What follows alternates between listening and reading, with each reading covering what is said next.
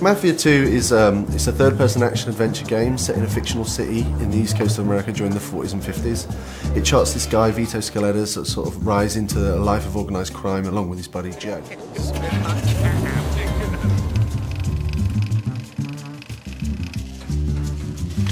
What is it that you want?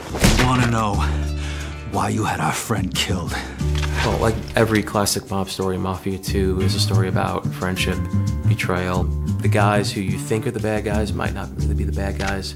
Your best friend might be the bad guy. The thing that's really important to us is this sort of cinematic storytelling that the guys here at 2K Czech can sort of achieve. Something we're really proud of, something we've invested so much time and effort into making sure it's perfect.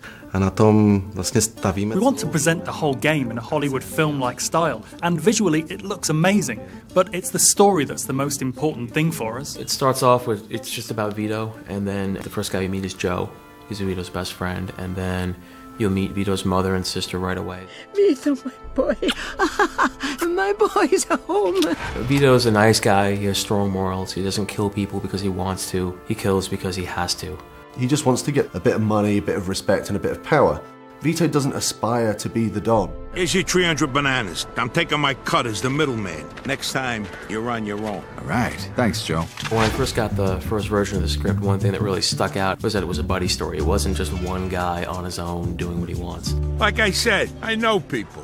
You get all the official paperwork tomorrow. Joe's sort of a shoot first, sort of ask questions later sort of guy, you know. Joe is the guy who comes up with the schemes and or tries to come up with the schemes, and Vito kind of makes sure that they both don't get arrested or killed. Joe just makes some pretty dumb decisions through the story, you know, and Vito is just left to sort of like deal with that and sort of get Joe, his best buddy, out of these scrapes. Don't worry, I thought of everything. I got these phone company uniforms so we can pretend to be fixing something. Sounds a little too simple.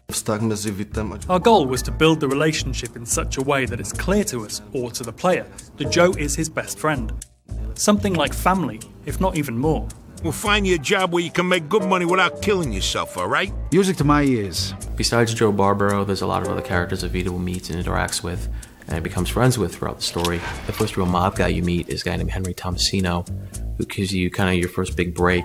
And then this guy named Eddie Scarpa, who's kind of similar to Joe in that he likes the booze, he likes the women. It's an open world city with a very strong linear story travelling through it, which is maybe a little bit of a different structure than we see with other open world games. With our game, the story is incredible, the dialogue is amazing. If you knew what was really going on, you'd realize that you was better off in jail. But that don't matter now anyway. What we wanted to chart was this guy's rise through the ranks of the Mafia. The Mafia is pulling the strings. If you're ordered to do something, you have to do it, even if you don't agree. Otherwise, you won't survive, or you might lose a friend, or even your family. You're gonna do us all a favor, and if I refuse, you die.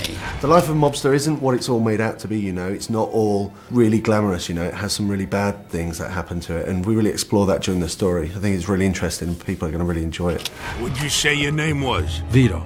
I need someone to give him a little nudge. $10 a man. What if someone makes a fuss? Well, then you'll have to convince him otherwise.